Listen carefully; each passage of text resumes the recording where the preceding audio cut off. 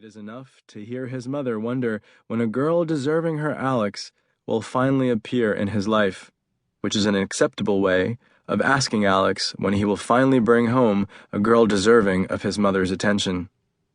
Alex is all of 23. His American friends are at work on their careers, or on the girls who frequent their neighborhood bars, but none have marriage in mind.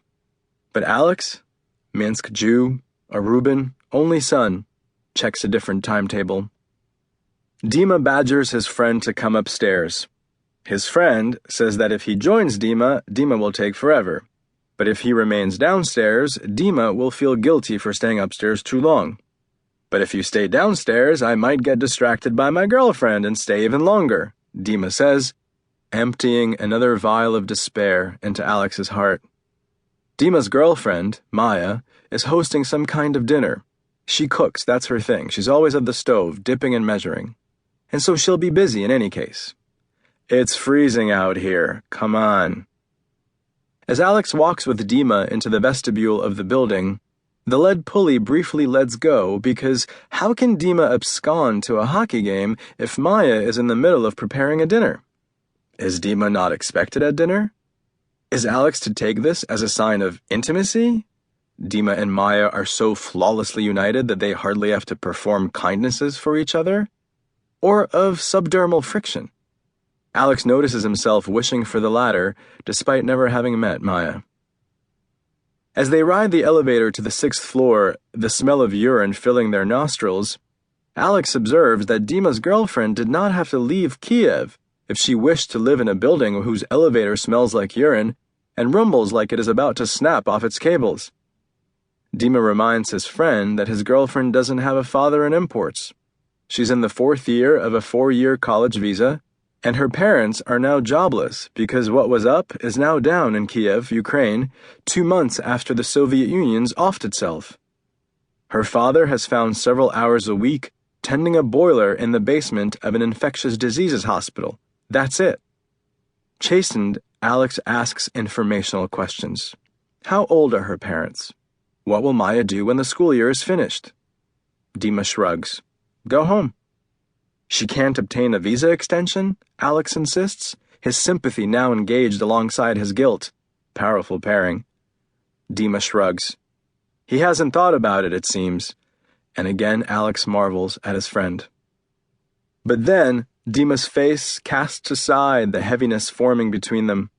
You're such a burden of gloom, Rubin, he says, a loving sneer on his face. Don't make me regret asking you up. And as the elevator completes its ride to the 6th floor, its bell emitting a tired, old-fashioned peal, Alex thinks that this is why he keeps close to Dima, even if Dima doesn't know it, and even if there are things about Dima that set Alex on edge. He envies the way Dima can gently unburden any load, onto the ground, onto Alex's shoulders, and just walk off, and just walk on. On Maya's landing, they are assaulted by a screech from somewhere on the floor, adding to Alex's sense of having left Manhattan for a dismal high-rise in a muddy Ukrainian city. Alex is hard-pressed to name the animal. The cry is strangled, a last appeal from a besieged corner. A half-minute passes, and they hear it again.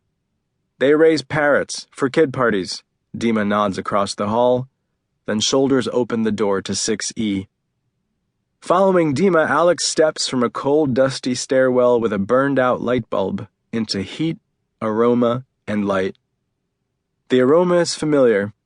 Alex's Belarus and Maya's Ukraine cook the same things, only call them by different names.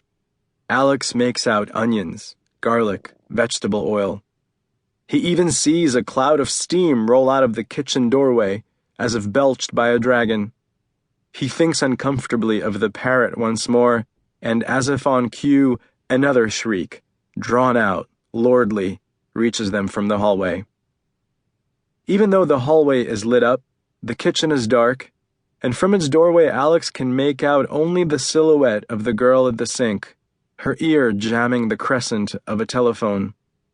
She wears black gym shorts and a man's A-shirt. Alex jealously wondering, is it Dima's?